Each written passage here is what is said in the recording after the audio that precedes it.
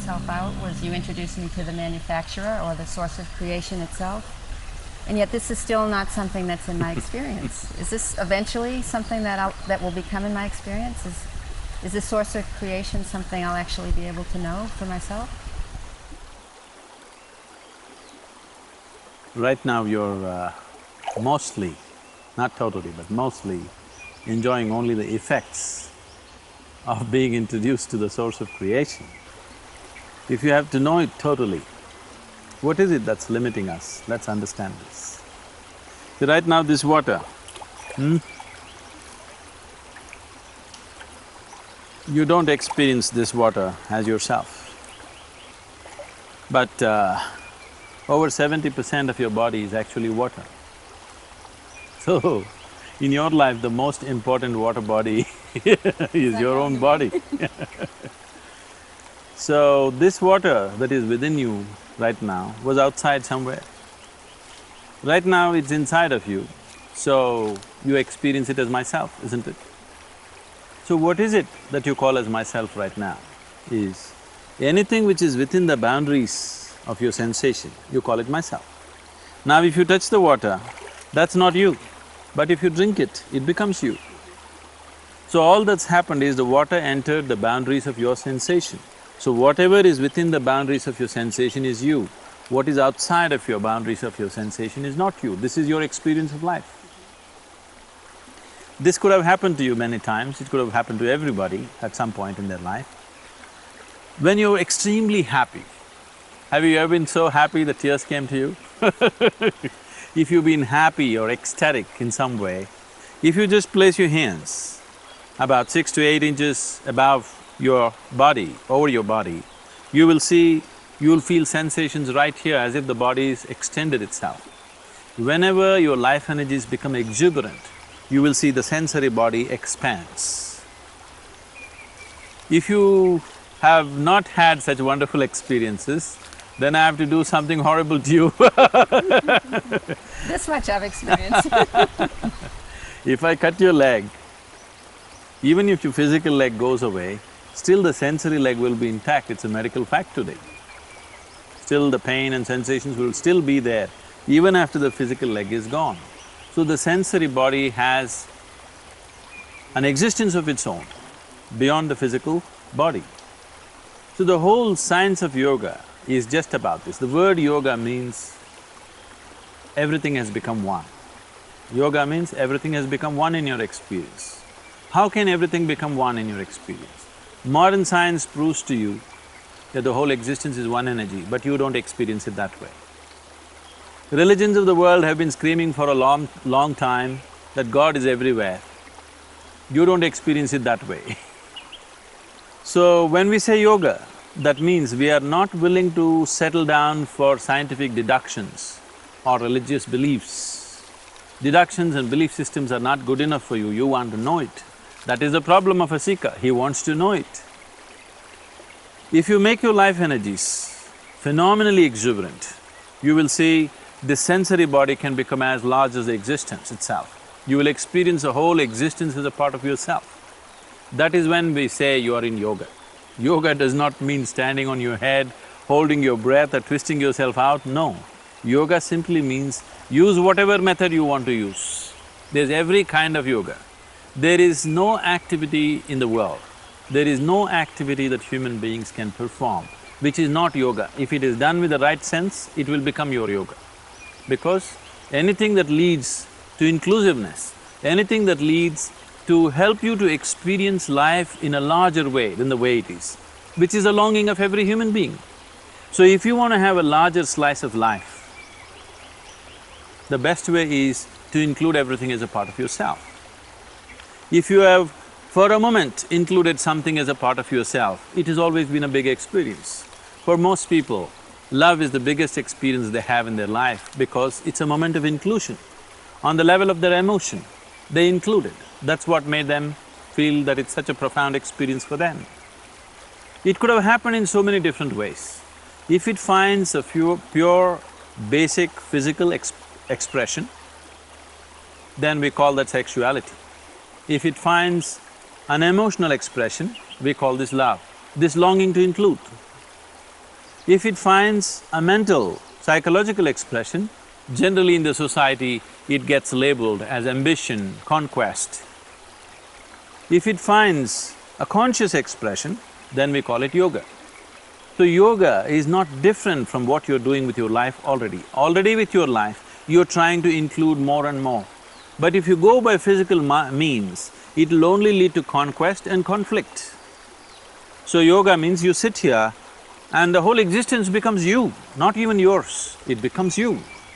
See, right now, what you're experiencing as myself are the things that you have gathered, isn't it? This physical body is something that you accumulated through the food that you ate. What you call as my mind is an accumulation of impressions. So what you have gathered, you're experiencing as myself. If you gather the whole existence into yourself by expanding the sensory body, then everything is yourself. Is this possible? Is this some kind of a thing for people, somebody who is living in the Himalayan cave? No. Wherever you are, it is possible within you if you keep your life energies exuberant enough.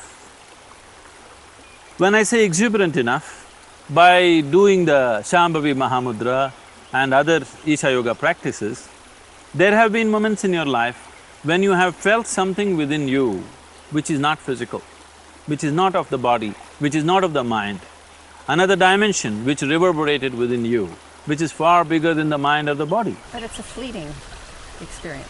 So it is just a peep. It is just a peep at the creation, or it is just a peep at the source of creation. Now you want it to be a continuous experience. If you can have a peek into something for a moment, is it difficult to open the door and look at it all the time? It is just a question of inclination and ability to hold yourself there, isn't it? So is that possible? It is possible for every human being. Every human being is equally capable of knowing the source of his existence, of knowing the nature of his existence. When it comes to outside realities, all of us may not be equally capable. When it comes to inside realities, you are as capable as I am. It has not happened because your attention is somewhere else. So does it mean to say, I have to change my whole life? No. What you do with the outside is one thing. What you do with the inside is totally different.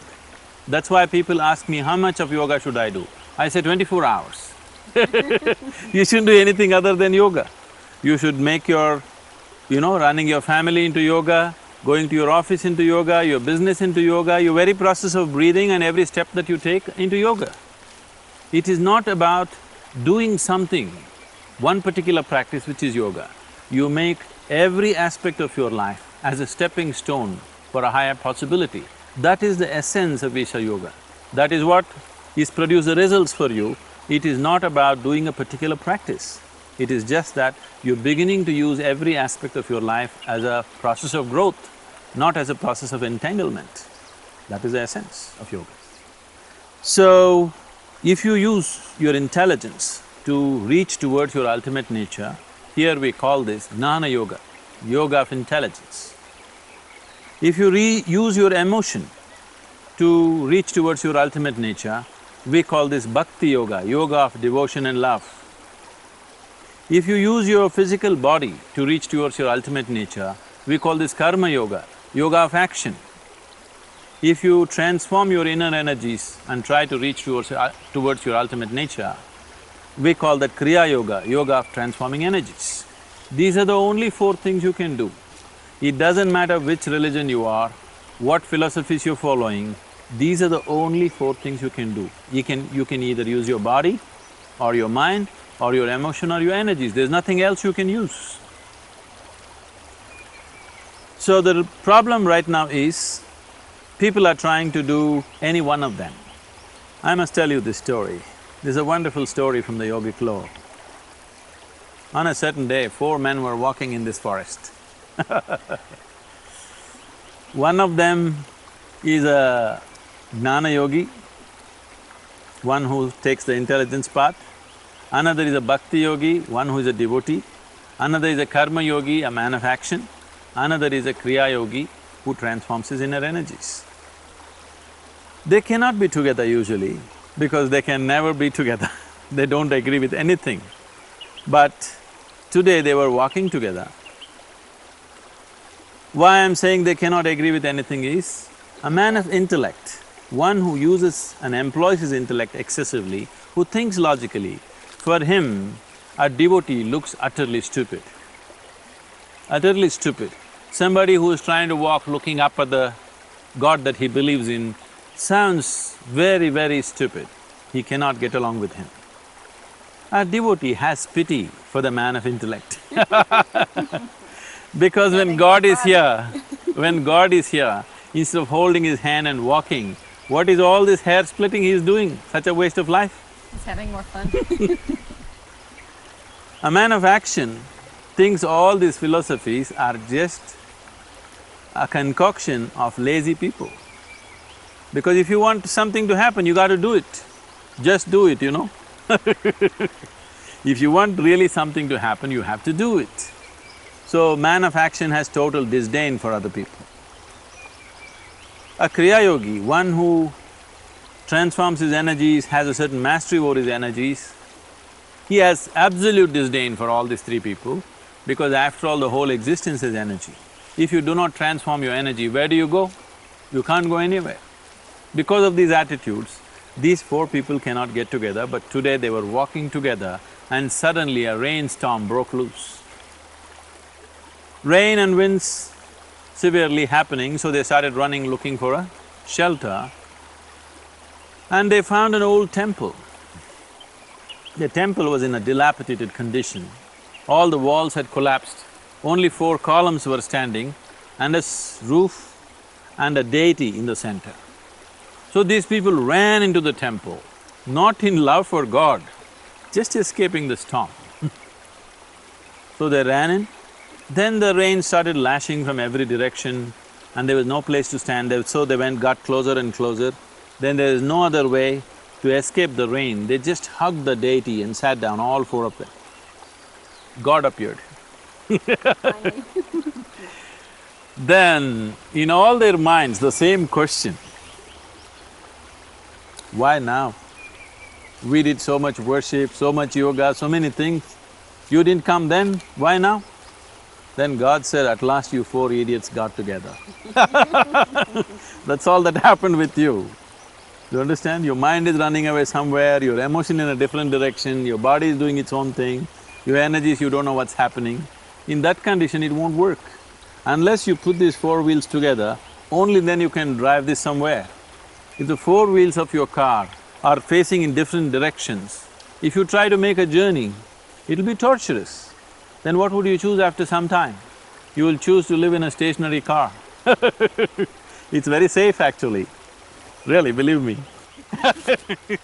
But does willingness or receptivity also come into this, or is there more to it? I mean, okay, everything's happening, the mind, the body, it's all, but there's something that still says in me, isn't there more I should be doing, or something else? Or something I'm not doing right? You must have noticed that sometimes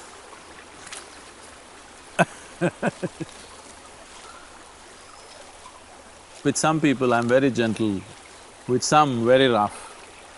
Sometimes the point has to be made, people don't get it that simply. They're so wrapped up in their own conditioning of the mind. Whatever you say, whatever you do, they keep going back to their old patterns because the old patterns have such a power on their life. The very way they think, feel, understand and act and perceive life is determined by their old impressions. If you have to break that, sometimes you need a more forceful approach.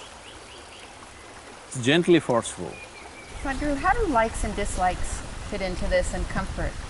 Are you comfortable on the rock? I am. So it's not that yogis don't like comfort, they're extremely comfortable. They're absolutely comfortable, I'm absolutely comfortable within myself. So where I am, in what kind of physical situations I am, is not an issue for me. So this seeking of outside comfort, it doesn't matter what type of sofa you sit on, you can still be uncomfortable, isn't it? And it's ecologically expensive, terribly expensive. Human beings trying to be comfortable, they're just burning up the whole planet. If people were comfortable where they are, they would have only done what is needed. They wouldn't have done life in excess, isn't it? It's a comfort zone also that seems like it kicked out, you know, like just the box was See, small. these are all terms coined by people who are never comfortable. They have formed a small niche or a cocoon of their own which they think they're comfortable in. I'm saying, if you're not comfortable in this universe, you don't have much place to stay, isn't it? Very limited. I'm asking this planet, right now your very body is a piece of this planet. Why are you not comfortable on this planet? You have to be in a particular room to be comfortable, you have to be in a particular space. That is a terrible limitation, isn't it? Nature has put sufficient limitations upon human beings. You don't have to invent new limitations. The moment you get trapped in, I like this, I don't like this, you're just dividing the world.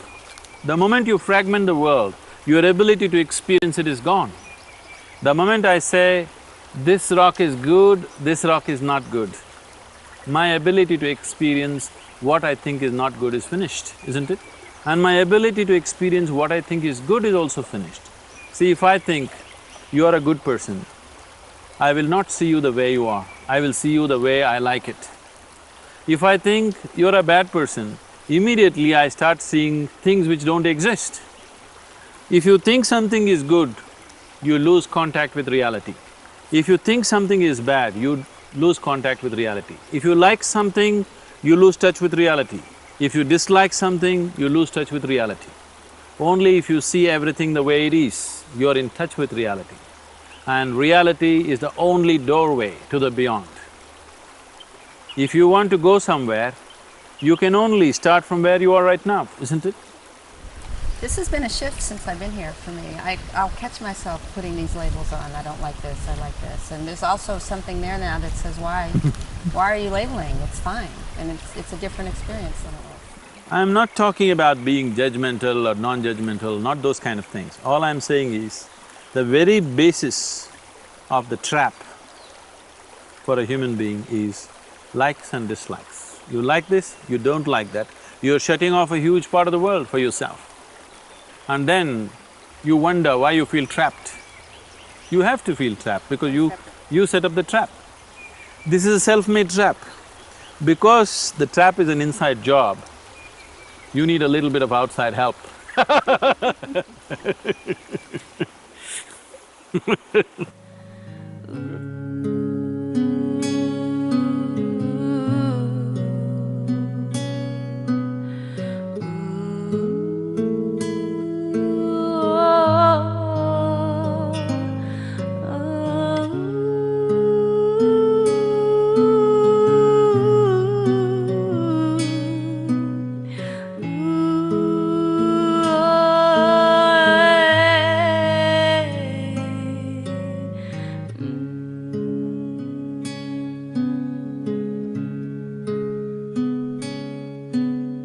Sadhguru, it amazes me and everyone I know, including my doctors, that I got this well this quickly. In fact, every 6 months they're having me take these tests to see if this is really going to last. So, what is it? I'm in better shape than I was when I was 15 years younger. Is there some way to understand what this is and what it does? So, your doctors are wondering whether this is a permanent fix? It is not. This will last only as long as you live. Well, that'll be good enough. So what is it? Is there some way I can understand for myself how it works? See, the human body, the understanding of human body in today's medical science is so outwardly. Nobody can cause health from outside, nor can you cause joy from outside, nor can you cause peace from outside. You may have external stimulants, but essentially it is happening from within. If you want to know this, first of all, we need to have some understanding of what this body is about. As there is a medical physiology, we have a whole yoga physiology. We can look at this body as 5 sheets or 5 layers of body.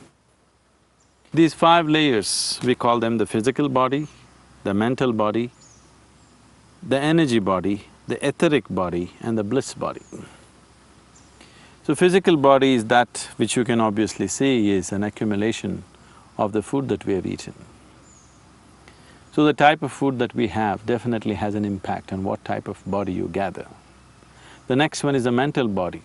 When we say mind, we are not referring to any one particular part. Every cell in the body has its own intelligence. So there is a whole mental body. And these two are like, this is your hardware, that is your software. Your hardware and software are no good unless they're plugged into quality power. So the third layer of the body is the energy body. The first three, the physical, the mental and the energy body, are physical in nature. They're just getting subtler, but they're still physical in nature. The fifth layer of the body, which is referred to as the bliss body, is totally non-physical.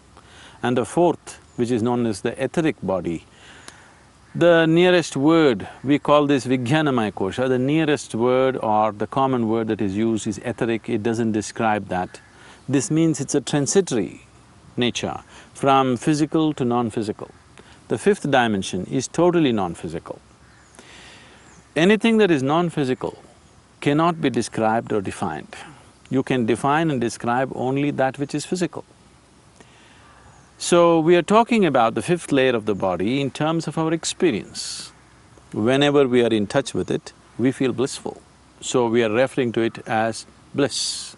It is like if a child touches something and if it feels hot, he won't call this by its name, he says, that's hot.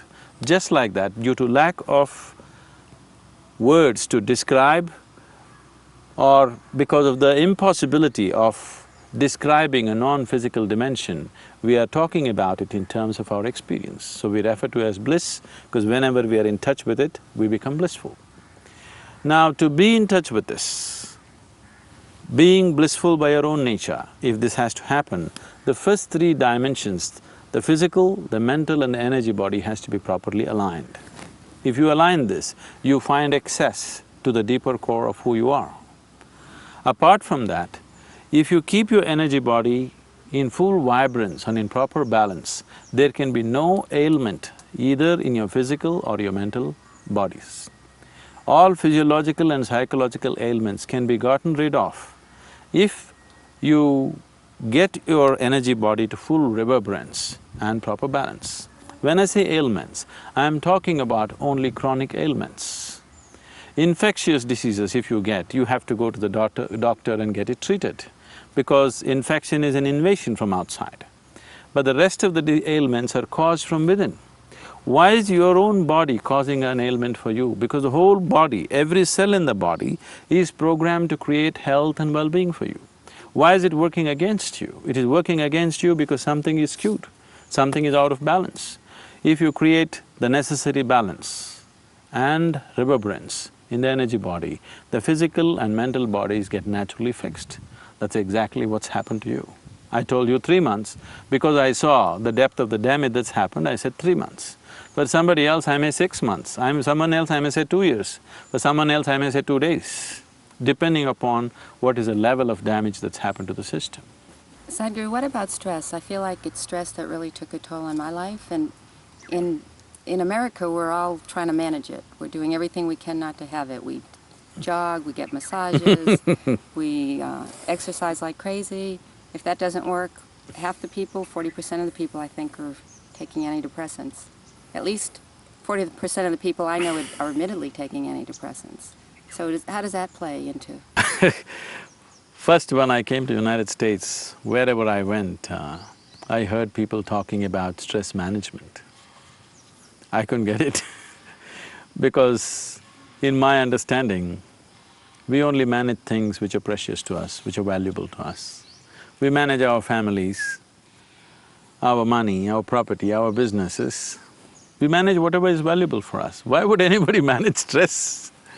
It took me a while to understand that people have made a conclusion that stress is a part of their life. Stress is not a part of your life. It is not your lifestyle, it is not your work, it is not your family, it is not the situations in which you exist which is causing stress to you. It is your inability to manage your system, your lack of understanding of how this system functions, your inability to use the system the way it should be used, which is causing stress. People can be stressful in any kind of situation. It is not about this job or that job. It is not about this kind of situation or that kind of situation. People are capable of being stressful just for about anything. Now we are not looking at how to manage stress. We are not looking at how to put it down, how to keep it under the surface. I am talking about how not to create it, because stress is your creation. If you do a simple process of yoga with full depth and dimension of what it is, not the physicality of it, as it is generally practiced today, especially in the West, but it's beginning to become a worldwide phenomena, that people are beginning to practice yoga just as a physical thing or a mental thing. It is neither physical nor mental. It has got something to do with the core of your life.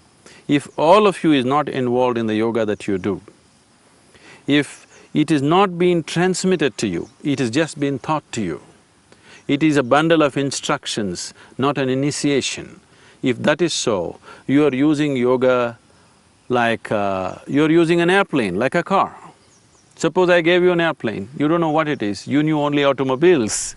It'd stay on the ground. So, these two things, these two ugly things are hitting your buildings and your lampposts, so you chopped off the wings and you drove around and you were happy. You are happy, your backache is gone, your thyroid problem is fixed. But I will cry, because a man who knows what it means to fly, when he sees an airplane with chopped off wings, he will cry. So right now when I see the yoga that is going on all over in a large scale, it makes me feel like crying, but then the world would be flooded because too much of it is happening, so I laugh. So right now, this is not a solution. I want you to understand, yoga is not a solution for your stress. There is no need for stress. Yoga is removal of the problem, that you don't create stress, that's all. If you don't create stress, then why do you need a solution for it? Stress is your making. It is not the situation which is making stress, it is your making. So, if your experience of life, if you get little deeper access to the experience of life within you, you will distinctly know this and you will drop it. So that is the essence of Isha Yoga.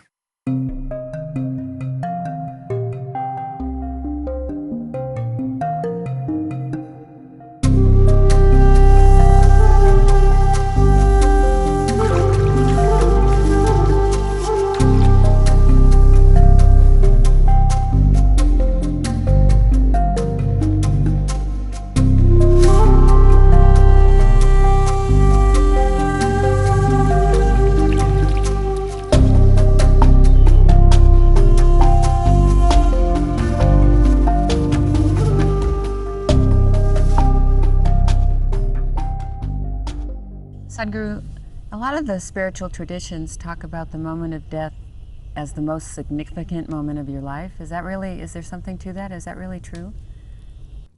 All those moments before that moment are very important. Every moment? All the moments before that moment in your life are most important. If you don't realize that, it is like people trying to catch the final moment of their life. You can't. Unless you have caught lot of moments in your life as a deep, penetrating experience for yourself, you just can't catch the final moment of your life. You try this and see. Tonight, when you go to bed and you want to sleep, just see if you can maintain an awareness of the final moment of transition from wakefulness to sleep. Do that and see. If you can manage that, phenomenal things will happen in your life, phenomenal things. Things that you never imagined possible will become a reality. If you can just manage a moment of awareness, that moment when you're transiting from wakefulness to sleep, if you do that, you will also transit from life to death in full awareness. Yes, it has many implications, many consequences. But this whole idea of death, as it has been spread around in the world today, let's look at it this way. Have you Did you ever die? No. No, so you have no experience of it. Did you ever see a dead man? No. You've seen dead person? No, No. you might have seen dead bodies. Did you meet anyone who actually died and came back and told you, I had died like this? I haven't. No. There are people who have had near-death experience. Near is not good enough. I nearly ate, is it good enough? Not at all. So I nearly died is not good enough. I nearly lived, is it good enough? No. So, you haven't experienced it, you haven't seen it, nor have you had a first-hand information from anybody.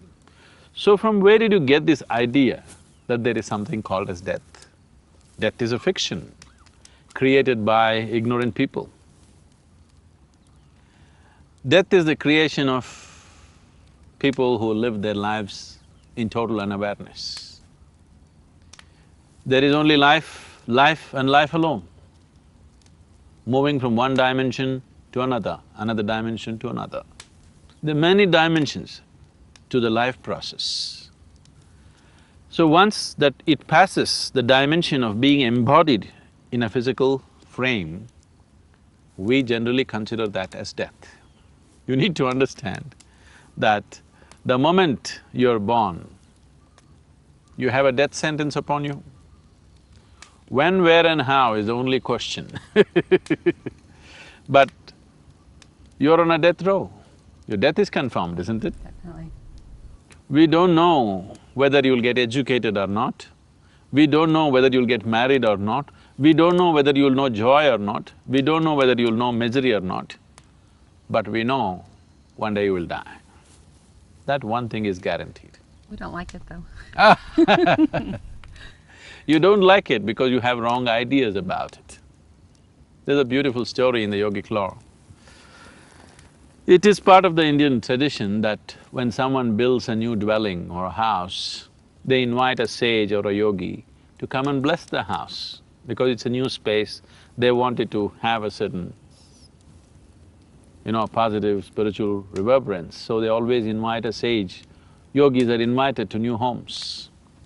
So they invited a yogi. A certain rich family built a beautiful house, they invited the yogi. They welcomed him wonderfully, they treated him like a king, they served him food. Then, time to leave, then both the husband and wife came and asked for a blessing. Then the yogi said, first let your parents die, then you die, then let your children die. The man freaked out. He said, you fool, we treated you like a king, and now you say, first my father should die, then I should die, then my children should die. What is this nonsense? The yogi was surprised, what did I say wrong? Would it be good if you died before your father? Or would it be good if your children die before you? Terrible. There is nothing wrong with death, it has to happen. Only because there is death, there is life. It is just that we are only concerned that it doesn't happen in an untimely manner, that we don't want our children to die before us. If we want it to happen in a proper order of life. If it happens in a proper order, it is beautiful, that means your life has gone well. Now this whole fear about death is simply because you have no idea about what it is. You have formed ideas about everything, just about everything. But no matter what ideas you formed about life, when you're confronted with the moment of death, you really don't know anything. That one space of life which has remained uncorrupted by human mind. Everything else we have corrupted, isn't it? Whatever was supposed to be sacred, all these things are hugely corrupted by human mind. Human minds have corrupted love, relationships, God, divinity, everything. They have corrupted it and twisted it out whichever way they want. Death is one thing that they're still clueless about. Though a lot of people would like to talk authoritatively about it, they know they're going to go to heaven, they're dead sure about it. If they're so sure, I don't see what they're waiting for. No, they're trying not to go very soon. They're doing everything not to go to heaven. Why? If you're so sure you're going to a wonderful place, better place than this, you must hurry up. Because you're not sure, you talk. but you're not sure 100% where you will go, what will happen to you. Just to solace yourself, just to psychologically be able to handle life, you create all these things. But essentially, the very idea of death has come to you because people have been talking about it without knowing about it. Otherwise, if your societies did not speak about it, you would just know your present existence, the way you are right now, is not permanent. That you would know, but you wouldn't have any other ideas about it. Even now you don't have, you imagine that you have. But there's so much attachment to this. My father's 89, he's telling me, you know, he wants to live the next day and the next day, just one more sunset, one more sunset. He said, you know, I lived a full life, it just came so quick, I just don't want it to end yet, you know? So it's, you don't want to have that thing we don't know happen. This we know. See, that's because your whole life, you're only living in your mind, not in this world. You're only thinking about life, you're not experiencing life. Just look back and see, in the last 24 hours, how many moments have you truly experienced the way they are? You're only thinking about it. So, you are a psychological existence, you are not an existential existence. Whatever happens in your mind is irrelevant because you can make anything happen. You can imagine anything and think it is true. What happens in your mind, what you think and feel, has nothing to do with the reality of life. But right now, humanity has invested so much towards what they think and feel. They've made it so important, obviously they will miss life. What this essentially means is, your own petty creation that you create in your mind has become so important for you that you are missing the magnificent creation of the Creator. You missed it all. Now at 89 you want to watch a sunset, nothing wrong, at least now you're aware of it, I'm glad. But why did you miss it for so many years? Because you're too busy with your own petty creation in your mind, isn't it? This body is just a piece of this earth. It has popped up from this earth and it'll go back to this earth. Right now you're sitting here. Before you and me came here on this planet, countless number of people have walked this planet, isn't it? Where are they? All topsoil. This one will also be topsoil unless someone buries you real deep, fearing that you may rise from the dead. So,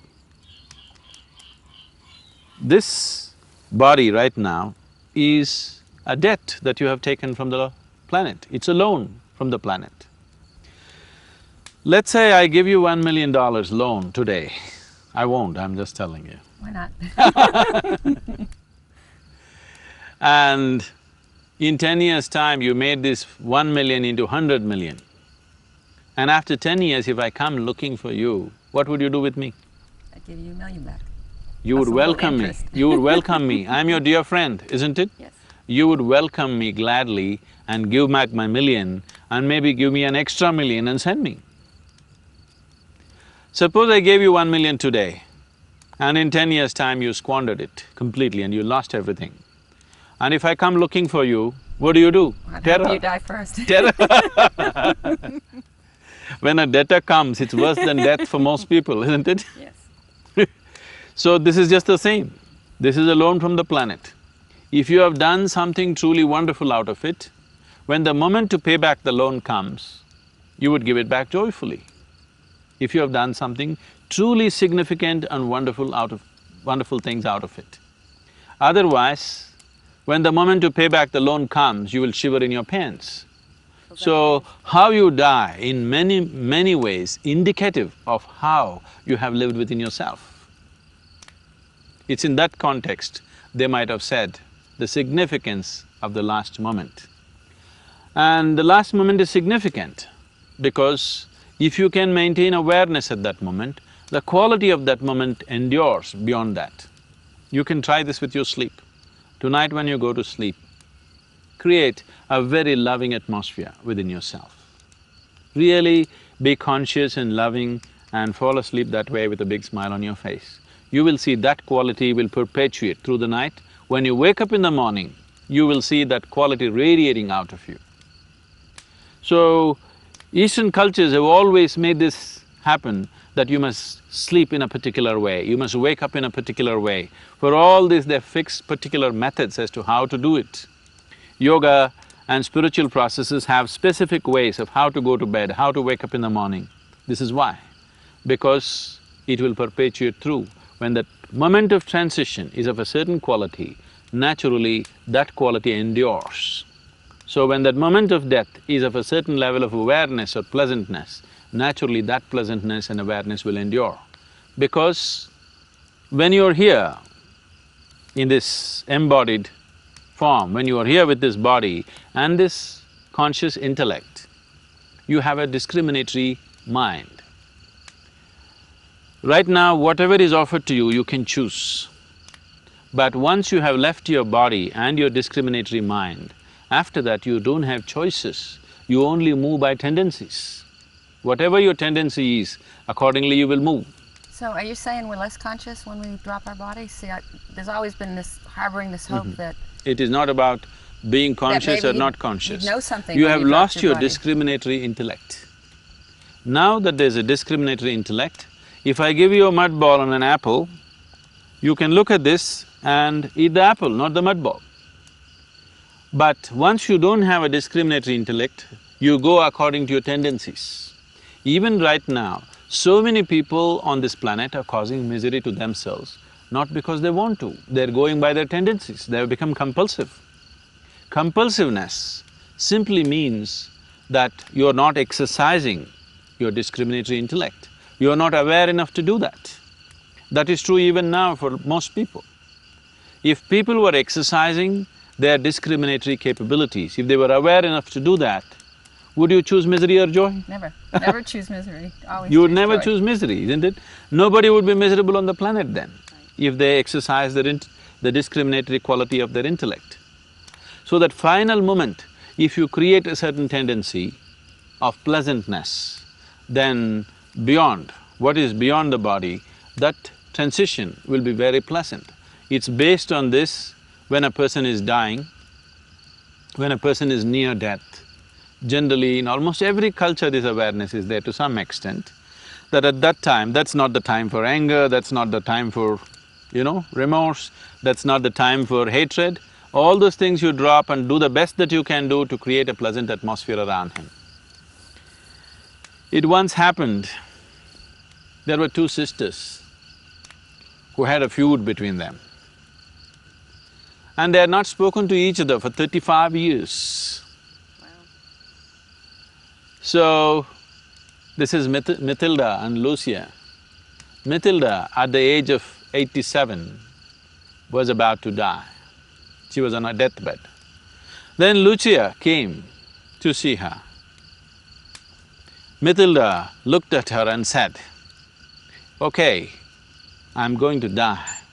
So if I die, all that I hold against you is forgiven. But just in case if I make it, it's all the way… just the way it was." Everything is just the way it was.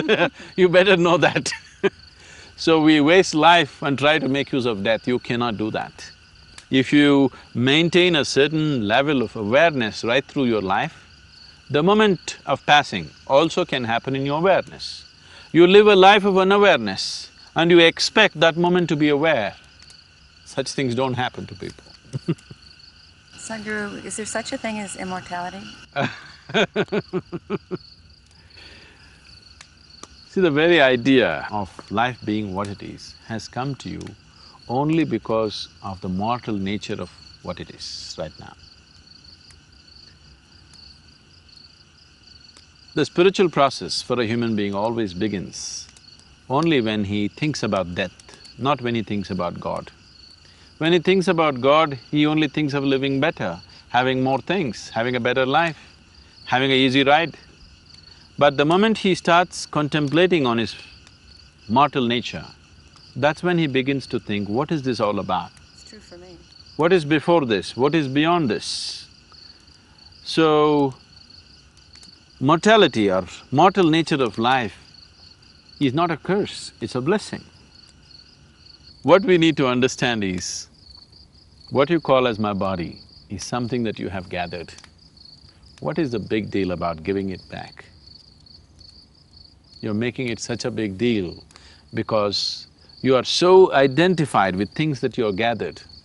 You become that. In your experience of life, you have become the things that you have gathered. Because you have become that which you have gathered, this is the essence of ignorance.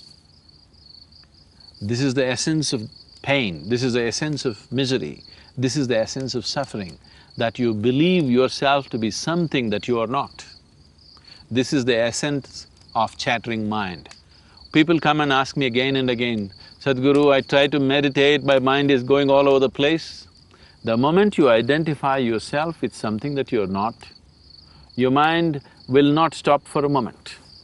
You do what you want. The only way to stop it is either shoot you in the head or you come to an awareness as to what is you and what is not you. If you come to that, mind will become utterly still. If I sit here for 5 days, I will sit here without a single thought. That may sound dumb to you, but no, because life, the phenomena of life is far bigger than thought. What can you think? The creation is so big. Life is such a absolutely unfathomable phenomena, but now you're engrossed in your own thought because you're identified with things that you're not and you're helplessly trapped in thought. Because you're trapped in thought, now you have to glorify that, otherwise you'll feel like a fool. Right now, the thought process, humanity has paid such importance to thought process to a point where somebody went to the extent of saying, I exist because I think. It's not so. You can think because you do exist. Your existence is first, but that's been completely missed. Because the experience of your existence has been missed, whatever you have gathered in the form of body and mind has become so important. Now dropping it has become such a big problem. Once you're existentially here, that is, your experience of life is beyond the limitations of what you have gathered, that is, beyond the limitations of your physical body and your thought process and mind, then living and dying are not two different phenomena. They're the same. Every moment, you can say, right now I'm living, or you can say I'm dying, because you're actually dying. One day the process will be complete, but you're actually dying.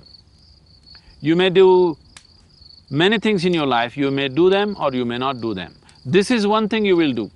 You need to understand, from your birth till the last moment, you are walking in a straight line, straight towards death.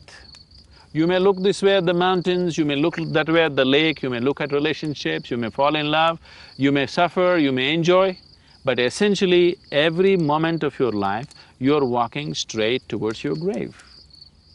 So that is the most inevitable thing. And that's the only thing which enhances the quality of your life. I am not saying you must choose to die. Death does not need your assistance. Because whenever death happens, it happens with absolute efficiency. Death is always super efficient. It's only life which needs our assistance. It is only life that can be enhanced constantly.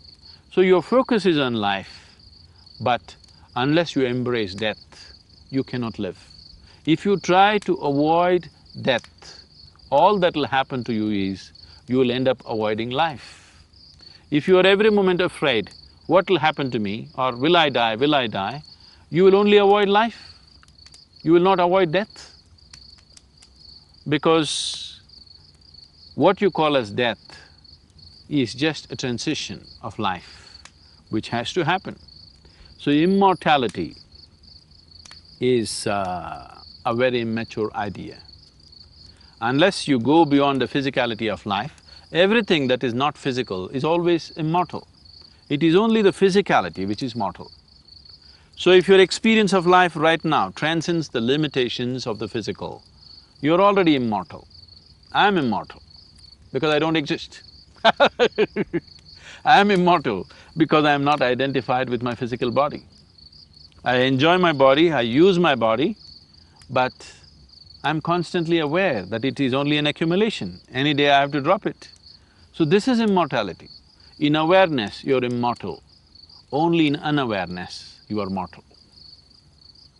Sadhguru, there's so many choices that we have about our life. More choices I'm seeing, the more aware I get. Can it also get to a point where we have choices about our death, how we die, or is there any way that we have some kind of choice? We need to understand this. Everything that you can experience is life. What you call as death also is life. So if there are choices about death, they're definitely… what you're referring to as death is just the last moment of life.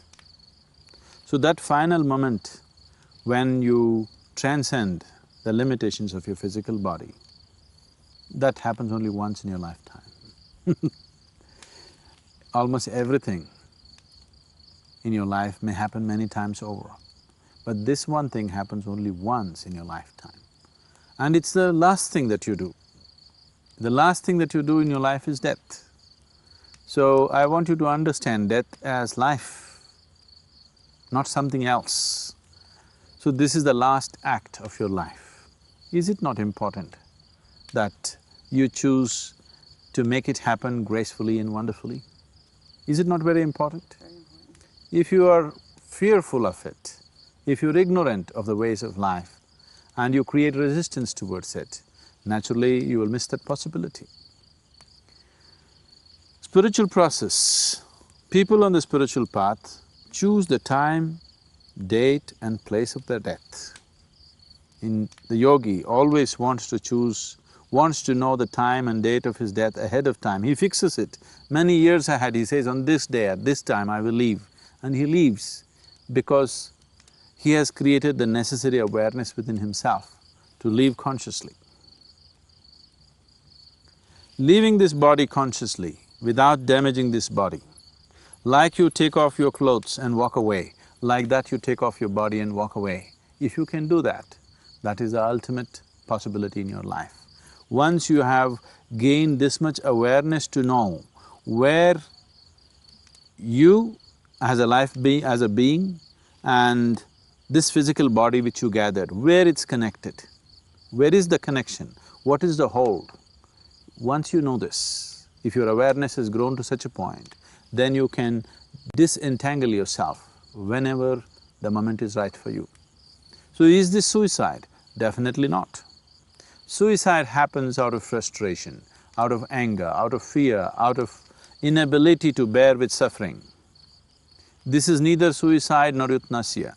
This is about being so aware that when the life has completed its complete cycle, you know that it has completed that and you walk out of it.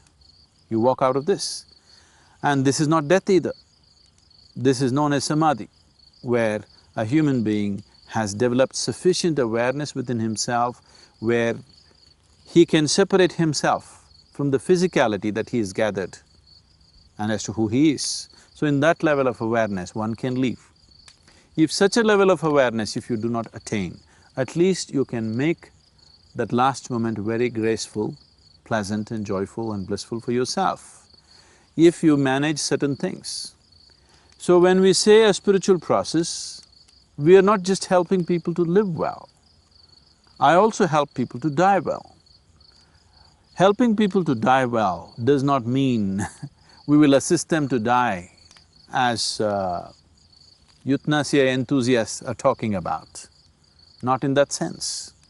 Helping people to die means that that moment of passing from physicality to beyond, from being embodied to being disembodied, it is very important it has to happen in utmost awareness and grace. So we can create that moment for every human being if that human being is willing to cooperate and willing to pay some attention to himself now. So if one wants to exercise this choice, certain amount of preparation is needed. As I said earlier, if you can manage this, if you can every day practice this, that you move from your wakefulness to sleep, in awareness, if you manage that, this last moment of passing from life to death will happen absolutely gracefully for you. There are other methods also. In India, always people choose, traditionally people choose not to die with their loved ones. Because if you die among your family, so many emotions will come. Naturally, you'll try to cling to life. You will not allow it to happen gracefully. So people travel to faraway places which are considered spiritually vibrant, and they want to shed their body in that space. This has been traditionally so. Even today, thousands of people still do this. This may be completely unthinkable in the West because they want to die in the comfort of their family. That is not a wise thing. It is truly wise for a person to choose a space which is spiritually conducive, which is vibrant in a certain way, and he lives there with as much grace as possible. If you lived your life with grace, it becomes extremely important that you die with grace. Sadhguru, I really want to leave by my choice. Is this in the realm of possibility for somebody like me who comes here so identified? Is it still? It definitely is for you. Definitely is for you.